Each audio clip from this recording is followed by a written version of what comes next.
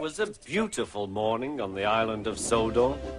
Thomas the Tank Engine's blue paint sparkled in the sunshine as he puffed happily along his branch line with Annie and Clarabelle. He was feeling very pleased with himself.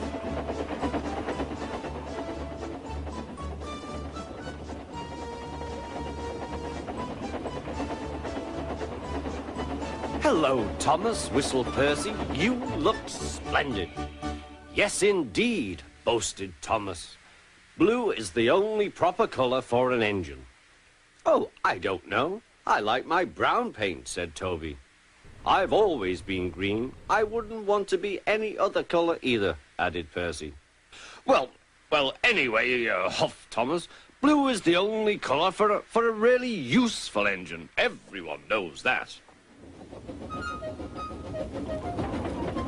Percy said no more. He just grinned at Toby. Later, Thomas was resting when Percy arrived. A large hopper was loading his freight cars full of coal.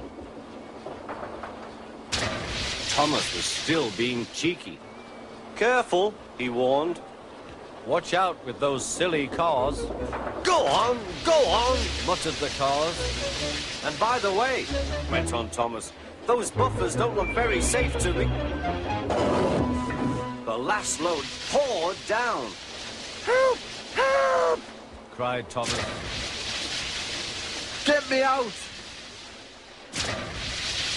Percy was worried, but he couldn't help laughing. Thomas's smart blue paint was covered in coal dust from smoke box to bunker. "Ha ha!" chuckled Percy. "You don't look really useful now, Thomas.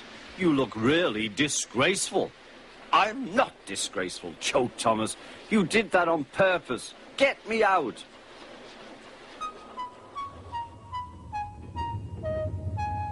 It took so long to clean Thomas that he wasn't in time for his next train. Toby had to take Annie and Clarabelle. "Poor Thomas," whispered Annie to Clarabelle. They were most upset.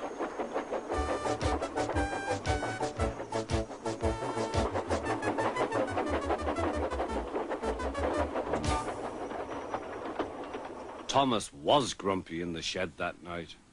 Toby thought it a great joke, but Percy was cross with Thomas for thinking he had made his paint dirty on purpose. Fancy a really useful blue engine like Thomas becoming a disgrace to Sir Topham Hatt's railway. Next day, Thomas was feeling more cheerful as he watched Percy bring his cars from the junction. The cars were heavy and Percy was tired.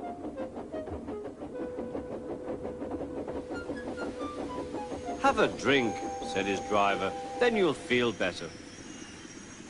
The water column stood at the end of the siding with the unsafe buffers. Suddenly, Percy found that he couldn't stop. The buffers didn't stop him either. "Oh!" wailed Percy. "Help!" The buffers were broken and Percy was wheel-deep in coal. It was time for Thomas to leave. He had seen everything. "Now Percy has learned his lesson too," he chuckled to himself.